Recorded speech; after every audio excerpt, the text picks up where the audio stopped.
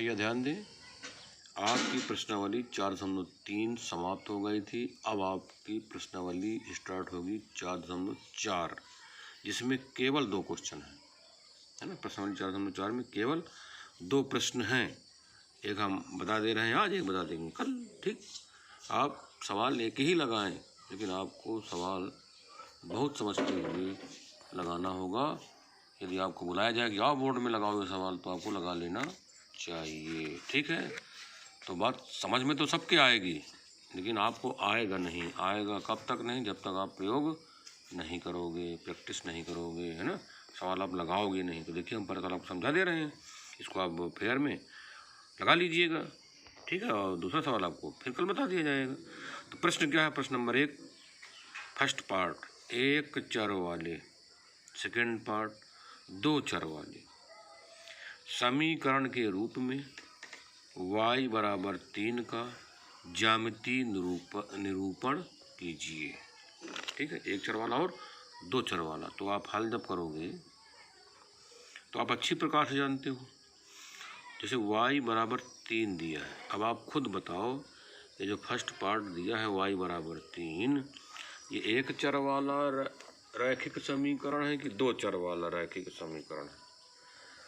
तो आप कहेंगे 1 चर वाला रैखिक समीकरण है ना। रैखिक 1 चर वाला, अर्थात 1 चर इसमें कौन सा है? y। अब ये रैखिक क्यों है? क्योंकि इसकी मैक्सिमम घात क्या है? 1, 1 घात है।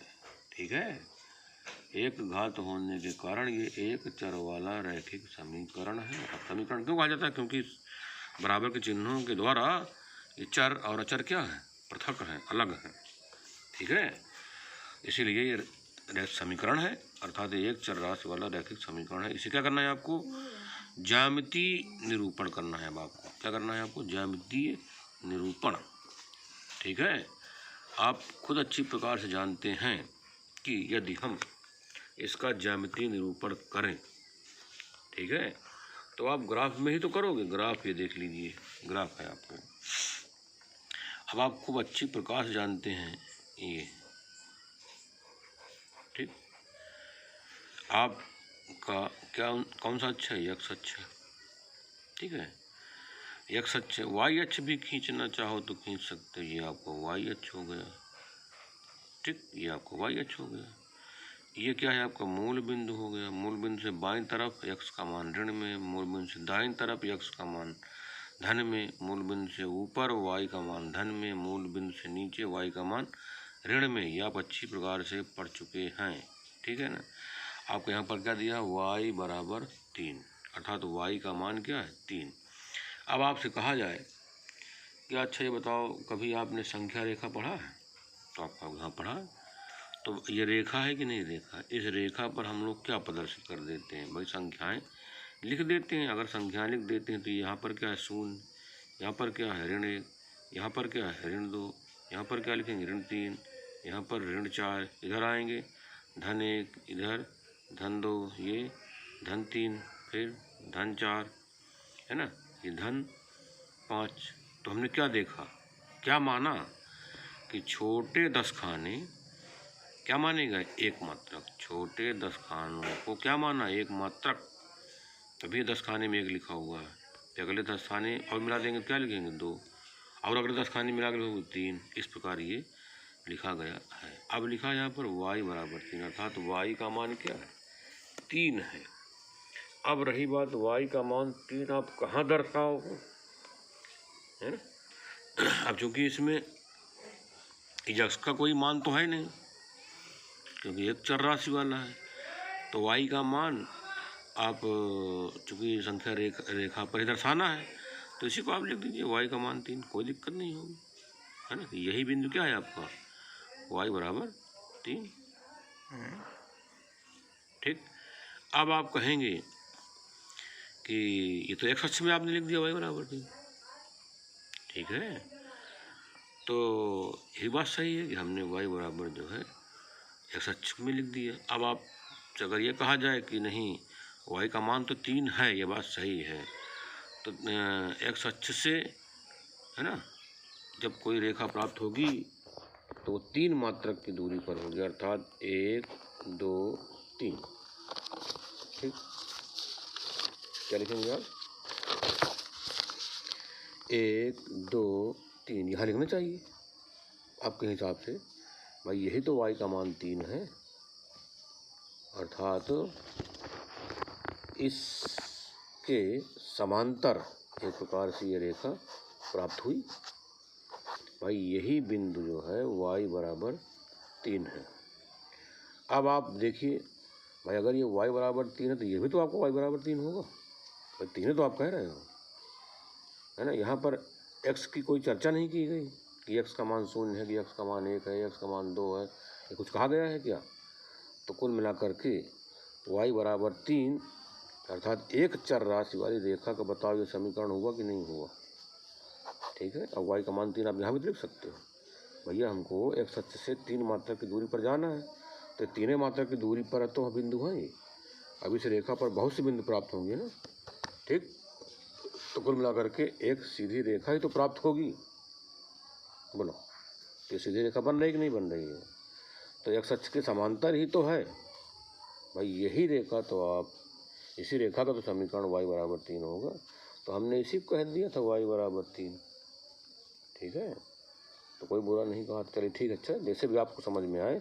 चलो आप इसको मान रहे हो, ये भाई ये x अक्ष है, ये y अक्ष है। ठीक है, तो 1 2 3। अब 3 आप कहाँ लिखोगे? आप इस यहाँ लिखोगे। तो भाई इसका मतलब आपने x का मान 0 माना है।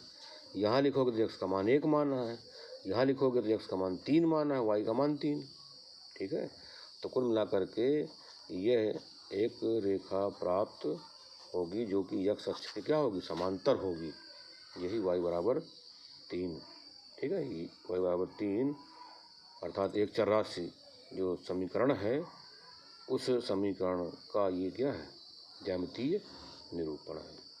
ठीक है, जो कि एक सीधी रेखा है। ठीक, जिस प्रकार आपको आ जाए वैसे आप दर्शा दीजिए या ज्यामिति आलेख खींच दीजिए। ठीक है, तो आप इसी को बना लीजिएगा। भाई x अक्ष हो गया, ये y अक्ष हो गया, ये आपकी क्या हो गई? सीधी रेखा हो गई। ठीक है, जो कि x अक्ष के समांतर है। और x अक्ष कितनी दूरी पर है? 3 मात्रक दूरी पर है, अर्थात y का मान 3, y बराबर 3। ठीक, तो ग्राफ बन जाएगा ना, ये बनेगा। अच्छा, ये पूरा फिर चलिए अब आप देखिए लिखा है 2 चर वाले। अब 2 चर वाले की बात करना है। देखो ये फर्स्ट नंबर तो हो गया भैया आपका। अच्छा, सेकंड नंबर देखिए, फर्स्ट नंबर का चित्र आप बना लीजिएगा। अच्छा, ग्राफ में सेकंड नंबर समीकरण तो आपका यही y बराबर 3। अब इसी को 2 चर राशि में दर्शाना हो तो आप इसको ऐसे लिख दीजिए, 0 गुणे x धन y बराबर 3। अब आप बताइए ये समीकरण 2 चर राशि वाला है कि नहीं? तो आप कहोगे हाँ है। क्यों है? क्योंकि इसमें x भी है और y भी है और रैखिक समीकरण भी है। चूँकि x की घात भी 1 है या y की घात भी 1 है, अर्थात कुल मिलाकर के घात जो है मैक्सिमम 1 है। ठीक है, तो ये 2 चर राशि वाला रैखिक समीकरण है। अब आप बताइए जब x बराबर, टेबल बना लें। क्या बना लें? टेबल बना लें। आप टेबल बना के काम करते हो ना, ये x y। अब आप बताइए अगर x का मान 0 लिख दिया जाए, अगर यहाँ 0 लिख दिया जाए तो 0 गुणे 0 तो 0 आएगा। और 0 को आप y में जोड़ोगे तो y ही तो आएगा। तो y बराबर क्या आएगा? 3। ये लीजिए x का मान, अच्छा 1 लिख दो। ये लो, हमने x का मान 1 लिख दिया। 1 गुणे 0 तो ये भी फिर 0 आ गया। 0 में y जोड़ोगे, ठीक, तो y ही आएगा। y का मान फिर 3 आ गया।